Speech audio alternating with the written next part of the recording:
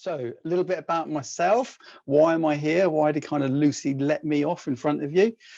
So I've worked in outdoor education for over 30 years. I've been head of a number of residential outdoor centres, Christian centres, secular centres. I'm a qualified teacher. I've taught all ages from foundation through to Key Stage 3, 4. I am definitely a jack of all trades, master of none. I climb, kayak, canoe, mountain bike, do winter mountaineering. Got quite a broad suite of qualifications. In terms of sailing, that's my passion. So I have my own boat, having a Land 410 down in Plymouth, and I've done a lot of yacht racing and kind of coastal cruising and sailing. My current role is that I'm a lecturer at South Devon College and University Centre South Devon, and I lecture on foundation degree, yacht operations, adventure leadership degrees, and coaching degrees.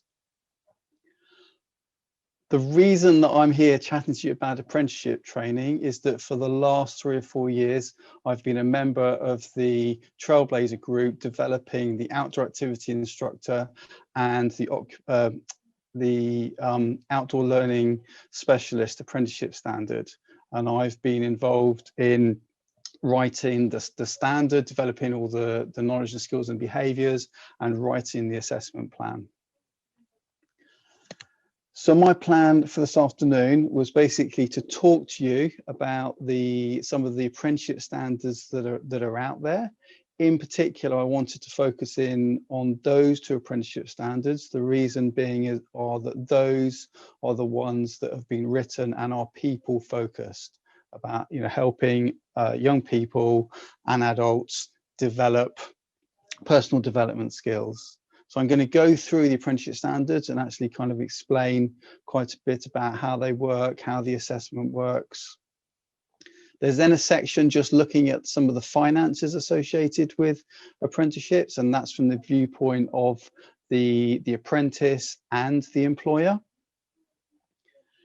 A big part of what I want to share with you this afternoon is around training options and training delivery. And I think one of the key things is to think through how, if you do want to take on an apprentice, how can you actually make that training happen?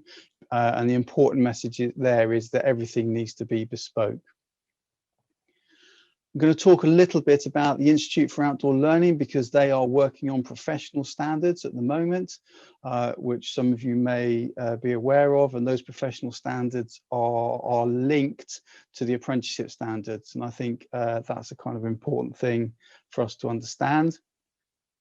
I'm also going to share a little bit about some of the degree training options. The reason that I'm doing that is because at South Devon College, we're actually combining apprenticeship standards and degree training options. And then there's, I guess, I'd really like some feedback from you guys in terms of what you'd actually be interested in doing in the future. Because there's lots of kind of opportunities to develop new standards and even new degrees. So getting some kind of feedback from you as to what would work for your organizations would be really, really helpful.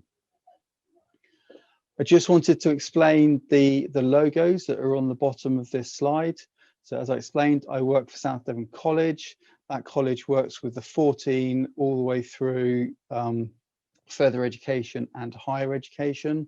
The University Centre South Devon, that's the bit that does the higher level apprenticeships and the degrees. The South Devon Marine Academy, that is part of South Devon College. That is a new Marine Academy, which is being built at the moment down on the River Dart estuary down at Nos Marina. And a lot of the marine apprenticeships, or all of the marine apprenticeships, in actual fact, are going to be delivered out of the new Marine Academy. This slide just shows you some of the apprenticeship standards that are offered at South Devon College within the Marine Department. So there's a level 3 boat builder, marine engineering. The 48 months is the length of time. So that's those are both 4-year apprenticeship standards. The number, the 27,000, that's what we call the funding band. So that's the amount of money that the training provider is given to deliver that apprenticeship standard.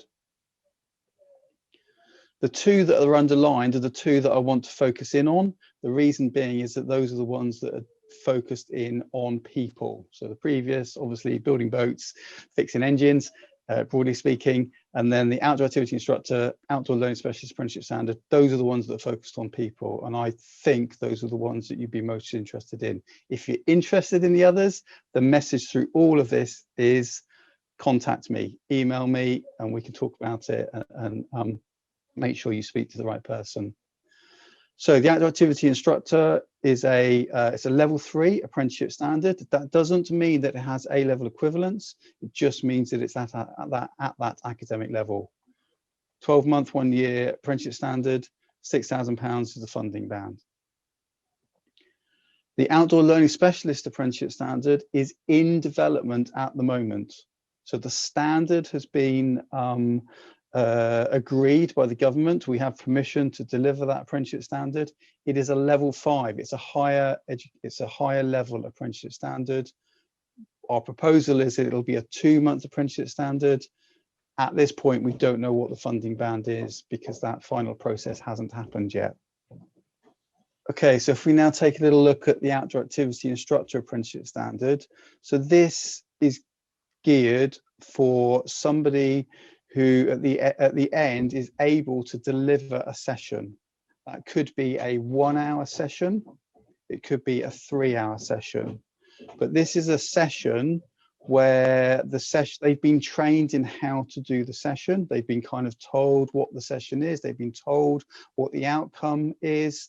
They are working within predefined kind of operational procedures. So that is an apprenticeship standard which is up and running. Training providers are already offering that apprenticeship standard. One of the key things about the outdoor activity instructor apprenticeship standard and the way that it is being written is that it is not activity specific.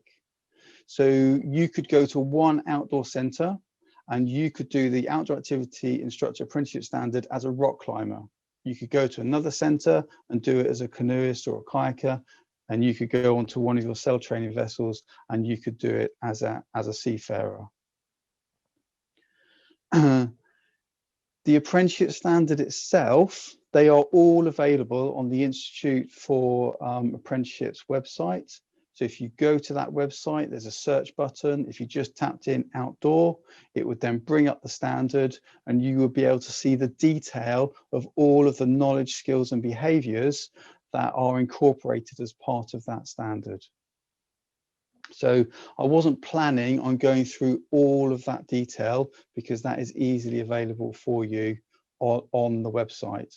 That website will also give you the details of the assessment plan. In other words, how an apprentice is assessed for this apprenticeship standard. And I'll go through that process because that's an important process to understand. So just as a reminder, this apprenticeship standard is already out there. It's a level 3, 12-month apprenticeship standard. South Devon College already worked with a number of providers to deliver that apprenticeship standard. So that's something that you could literally phone me up and go, Roger, we want to start that straight away. That one's live. So the outdoor learning specialist apprenticeship standard, this is the one that I'm most excited about. This is the one that I was really keen to kind of get involved with. So the way that the outdoor learning specialist apprenticeship standard is designed is that this trains somebody to be able to deliver an entire program. So this is somebody who has the skill, the knowledge, skills and the behavior to write an outdoor learning developmental program. That program is something that maybe they would deliver across an entire week. It could be something that they deliver over a series of weekends, one day every week for 6 months or whatever. The timescales doesn't really matter. So they have the skills to be able to plan programs. They have the ability to manage and make critical risk benefit decisions. So that decision making associated with dealing with those changing environments, changing behaviors in young people. So management of risk is a big part of this apprenticeship standard. It's designed for learning programs that take place in the outdoors. And there's lots in there around the ability to solve complex problems, the ability to understand about how people learn, the ability to be able to coach people, the ability to be able to support people, lots of kind of theoretical stuff, as well as being able to put all of that theory into practice. As a reminder, we're planning that this would be a 24 or 2-year apprenticeship standard. At this stage, we don't know what the funding band for this standard will be. As it stands, the plan is that this will be live sometime between Easter and the summer, with a view for a training provider really to be able to offer this one from September onwards.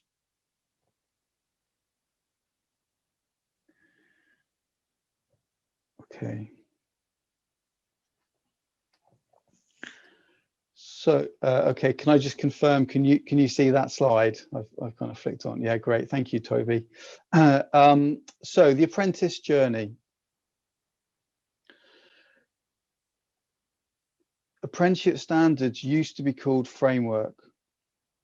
And the important thing about the framework is that assessment happened all the way along.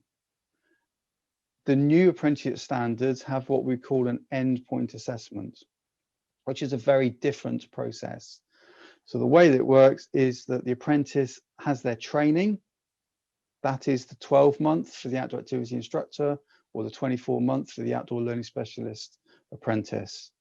During that training, they get trained on all of the knowledge, skills, and the behaviors that they need to be able to be at standard.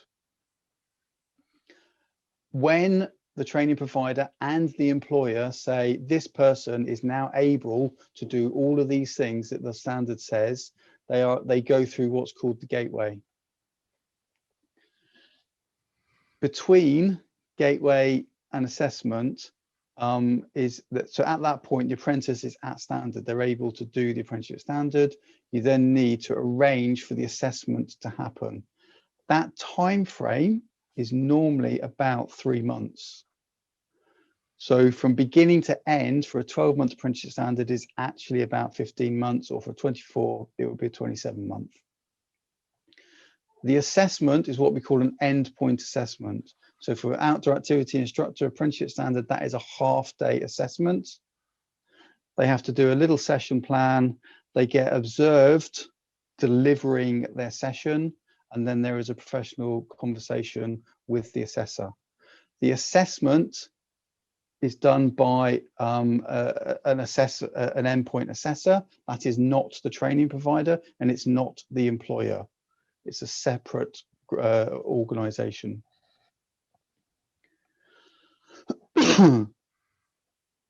Coming back to the training takes place during the 20% off the job. So typically, some people think about that as 1 day a week. So old-fashioned kind of training model. On the Monday, you go to the college and you have your training. Tuesday to Friday, you're on the job doing the job. I'll talk about training delivery models a little bit later because they're a lot more flexible and bespoke now. The interesting thing about the training is that the training provider and the employer provide the training. So if you normally do some training with your apprentice, then that can contribute to that 20% off the job training. The gateway I've explained.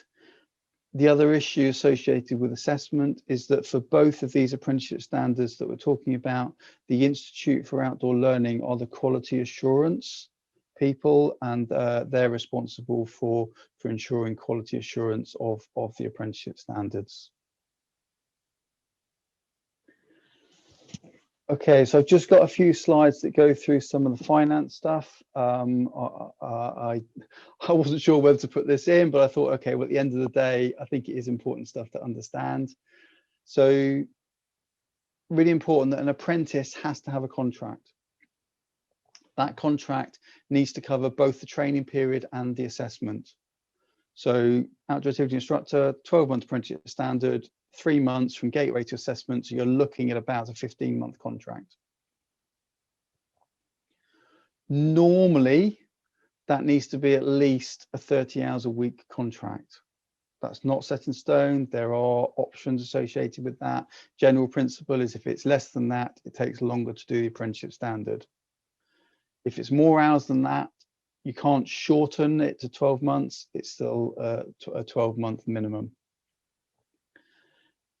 Salary, age, if they're under 19 or it's the first year with the apprenticeship standard, it's $4.15 an hour. Over 19, second year, national minimum wage. You can look those up according to the age of the apprentice.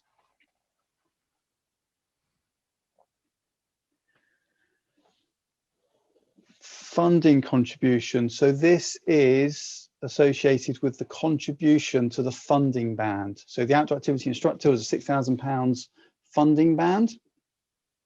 I wasn't certain whether anybody was a levy payer. I don't think there are any organisations here that are big enough, but there may well be. I don't know. But if you do have over 3 million turnover and over 100 employees, you are a levy payer. In other words, you already pay into the pot. You have a digital account and you pay into the pot automatically to fund apprenticeships. Like I said, I don't think there are any organisations that falls onto, but there may well be. If you are a non-levy payer over 50 employees, your contribution, you would be expected to put a 5% of the funding band. So £300 for the outdoor activity instructor per apprentice. If you're non-levy, under 50, if 16 to 18, no contribution, over 19, 5%.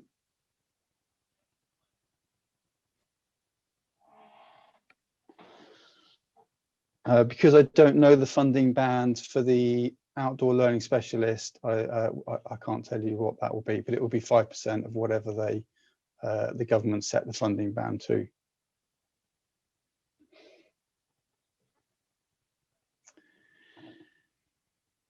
The government are really promoting apprenticeship standards at the moment. So they've introduced a number of employer incentives.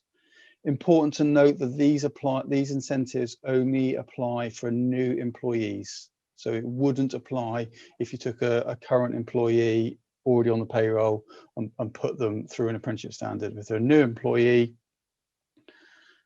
those are the incentives. So 16 to 18,000 pounds, and then they've added this extra, so you get £3,000 in to your pot for every apprentice.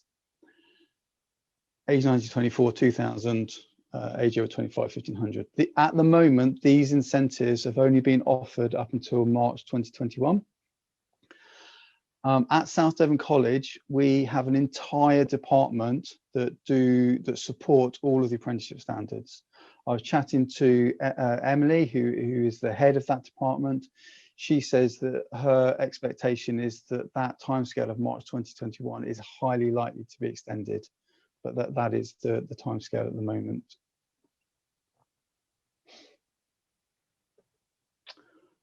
Okay, for anybody who is interested in actually taking on an apprentice, from my point of view, I think this is the most important slide.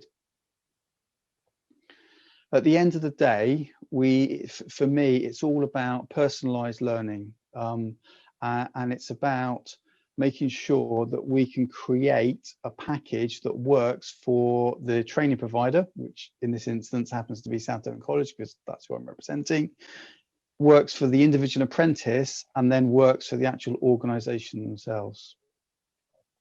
So this word kind of bespoke, I really, really do mean that. And I mean that, and I'm supporting that by explaining that at South Devon College, we have partnership coordinators. So if you chose to do an apprenticeship standard with South Devon College, you would have a partnership coordinator that works with you to kind of make it all happen and make it all work. If you happened to be a particularly big employer that was having lots of apprentices, so at the moment we do all of the apprenticeship training for Princess Yachts, that you would also have an account manager, because the finances start to get very, very complicated. So in terms of training delivery, traditionally is the top bullet point. 1 day a week, you go to college and you do your training, and then the rest of the time you're in the week. I think one of the really, really good things that's come out of this COVID pandemic is that it has completely challenged the way that training is delivered by HE and FE. So now most universities and colleges have developed much better ways of doing distance/online learning. So to put it bluntly, if somebody, training organisation, top end of England, wants to come, has got some apprentices and they want South Devon College to do it, I think we could make it happen. The way that the training would work, it would be a combination of different things. So I think there would be quite a high proportion of online learning. I think we could also do block delivery. So that's where you just front load, you know, maybe during your quieter times of the year, we would either apprentices would come to us, or we would actually come to you. So the lecturers, the training team would come to where you are and deliver training on block in the workplace. We also have a model with some providers where we go once a month on a regular basis and actually, again, deliver training in the workplace alongside you as the employer. So the message is really, really important. If you are interested, it is bespoke. Please don't go, oh, it wouldn't work for me, it wouldn't work in this situation because blah, blah, blah, blah, blah. Please have the conversation with us before you come to that conclusion.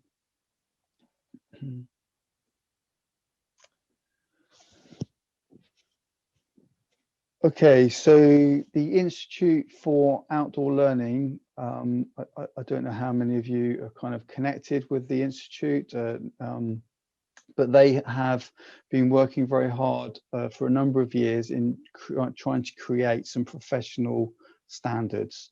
And it's actually the development of these two apprenticeship standards which has really kind of fine-tuned that.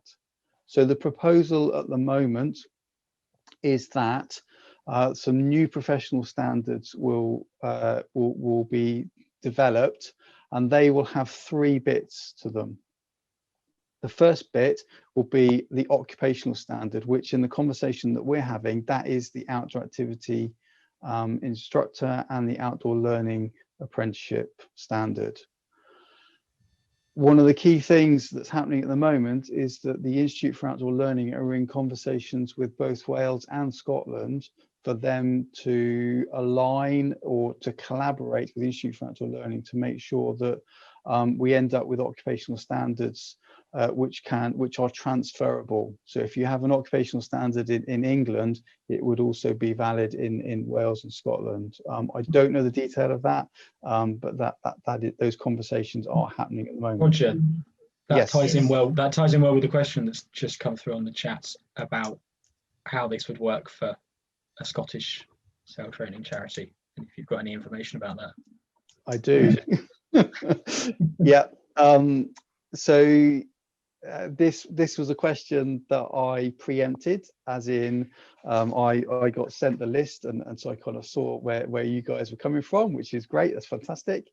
I then had the conversation with Emily, who is the lead at South Devon College for Apprenticeship Standards, and the bottom line is it's complicated because it depends whether it's Scotland or it depends whether it's Wales.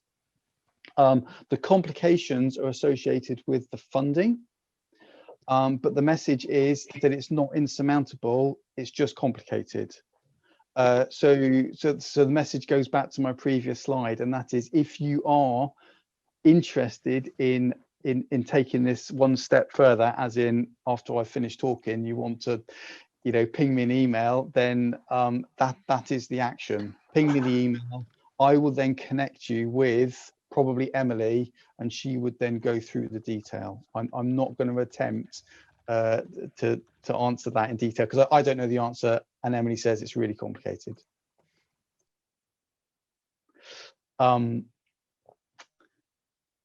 Okay, so these professional standards. So you have the apprenticeship standards, which are not activity specific. Whereas you then have the bit in the middle, which is the activity standard. So these in sail training, I guess you could look upon these as these are your RYA qualifications. Yachtmaster, day skipper, powerboat, advanced, whatever.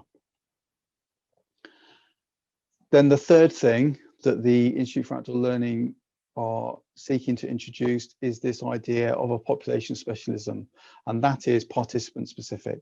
So it may well be that you are an outdoor activity instructor who works in sail training and has got their day skipper maybe, and you specialize in working with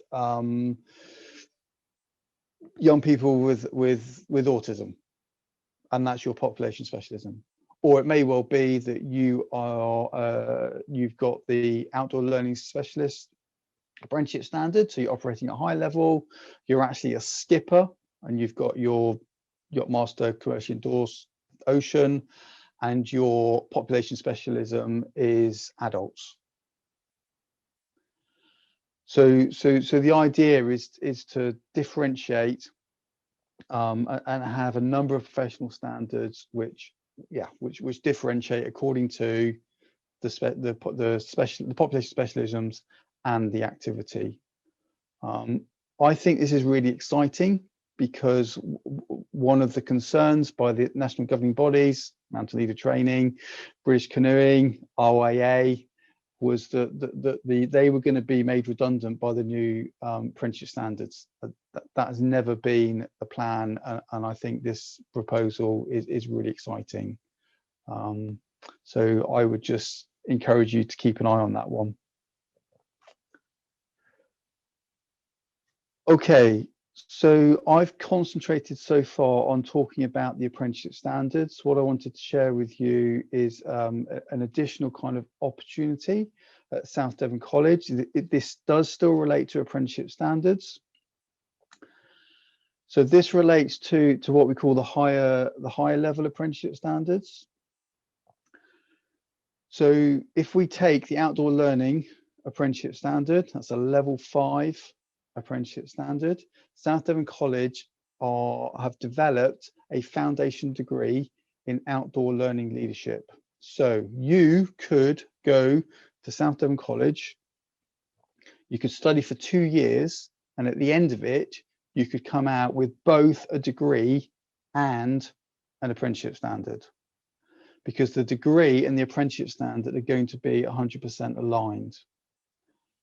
That isn't necessarily the right thing for everybody, but for some people, they might kind of go, well, do you know what? Yeah, I do actually want to get a degree. So there is actually the opportunity to do that. Also at South Devon College, we've written an FD, a foundation degree in maritime leadership. That isn't aligned to the apprenticeship standard. It's a different sort of degree. It's still a 2-year degree. It's designed to prepare people to be able to work at sea or as a shore-based management role ashore. Both of these things are new training opportunities that South Devon College are offering, and we would be really interested to get any feedback from any of you who'd be interested in doing either or of those opportunities, or if you think you've got any staff that will be interested in doing those. Can I reiterate the fact that even though it's a foundation degree and it's out at South Devon College, those training delivery options still exist. So it's not a case of just because you're at the other end of the country that you have to travel to South Devon College to do your degree, because the same online block delivery, even the employer coming to you, sorry, us coming to you, if there's enough of you who want to do it, those are all still options. So please have the conversations if those are things that you're interested in.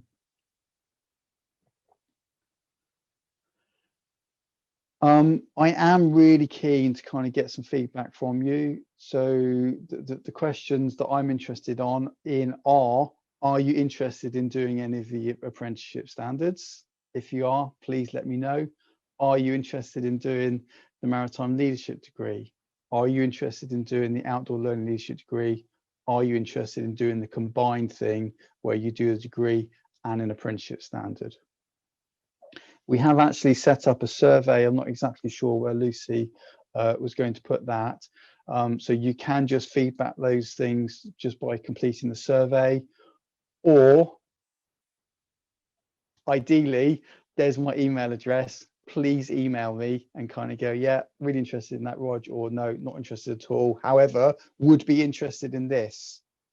At the end of the day, there's no point a training provider or college coming up with all these great ideas of what they think that would work if nobody's interested in it.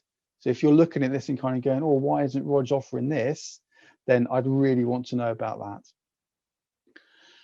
So I've put up the link there for, well, at least just the web address for the Institute for Apprenticeships. So if you want to look at the detail of what's in the standards, that's the website address for that. That actually is the link for the survey. I've then snuck in one extra thing, which I did chat to Lucy about. She said if I had time, I could kind of sneak it in. And that's something called the National Outdoor Learning Award. So this is nothing to do with apprenticeship standards, nothing to do with degrees. I've snuck it in because I think you may, if you haven't come across it, you may be interested in it. I am biased because it is something that I've created. But this is something that's been created in partnership with the Institute for Outdoor Learning. I don't make any money out of it. It's nothing like that. I just think it's something that you could be interested in. So my passion and my belief is that when we take anybody into the outdoors, learning happens, whether we plan for it or not. And it's always been a frustration for me that there hasn't really been a way of capturing or celebrating that learning that happens. And the National Outdoor Learning Award has been designed to do that. So it's a way of capturing and celebrating the learning that takes place. It's not an award in terms of a series of hoops that you have to jump through to get the award. So if you have a young person who goes out on your boat, even for half a day, and they actually engage in the activity, you could give them the National Outdoor Learning Award, which is in its simple form, it's a certificate. You go to the website, you download the certificate, you stick your logo off, you print it off, and you dish it out. The same award could work if you're working with somebody over a long period of time for a week. I don't want to go into too much detail. If you're interested in having a really, really simple way of capturing learning that takes place, then I'd encourage you to go to the website, take a look at it. It's being used all over the country. It's being used all over the world. I don't get any money out of it. It's just a learning resource that I've developed over about 10, 15 years because I'm passionate about demonstrating that when we take people into the outdoors, learning happens, and some really powerful and transformational learning. And that award helps you to capture that. It's linked to the national curriculum. Head teachers love it because it evidences learning. If you are interested in that and you're completely confused and you want to talk or understand it more, please ping me an email. Okay, I've come to the end of my presentation, which is great because it kind of gives me 10, 15 minutes to answer any questions that people may have. If you don't, that's absolutely fine. But thank you very much for listening.